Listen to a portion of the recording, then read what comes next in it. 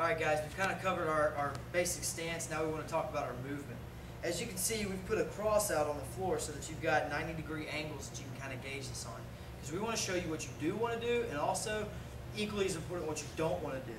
A lot of people, when they first get into striking, they take their 90-degree stance, they open it up 45 degrees, their feet, good angle, they're here, okay? And they get in this bad habit of moving straight forward when their opponent's moving straight backwards. You know, they'll move in straight lines. You never, ever, ever want to move straight forward towards your opponent or straight backwards, ever.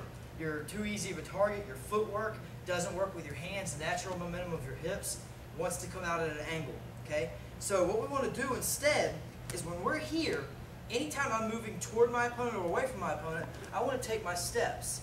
Now see, I'm not far off center line. When I start here, I'm not that far off, but when I'm working up toward my opponent, I'm never just going straight in, straight back. Anytime you're going straight in, straight back, you're going to have a bad day. Whenever you start working with an opponent, especially if you're moving straight backwards, you're going to see that as he's coming in, you're moving straight backwards, you're getting hit from all sides.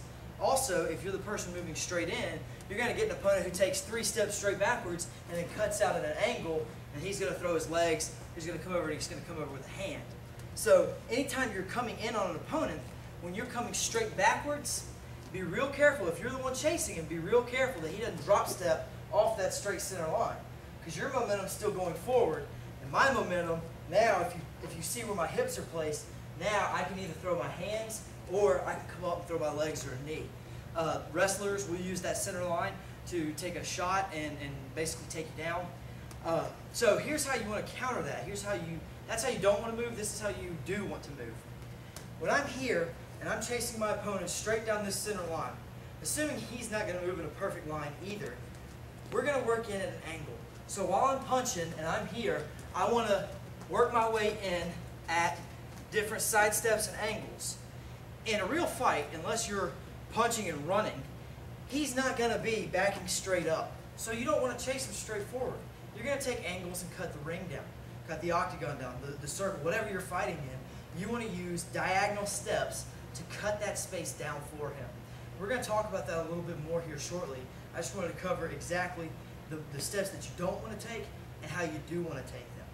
Now, a side note, a little more insight on moving straight backwards. Assuming you have a guy who's what we call a chaser, he's just stalking you around the ring, you can use mirror steps or side steps to counterbalance that. So if your opponent is coming straight in on you and you're moving straight backwards, even if you're throwing hands while you're backing up, your opponent's coming in, you're throwing your hands and you're keeping good distance. As your opponent gets his weight coming forward, you'll catch him out of stance. Instead of him moving forward in a correct stance, he's going to be moving forward like this.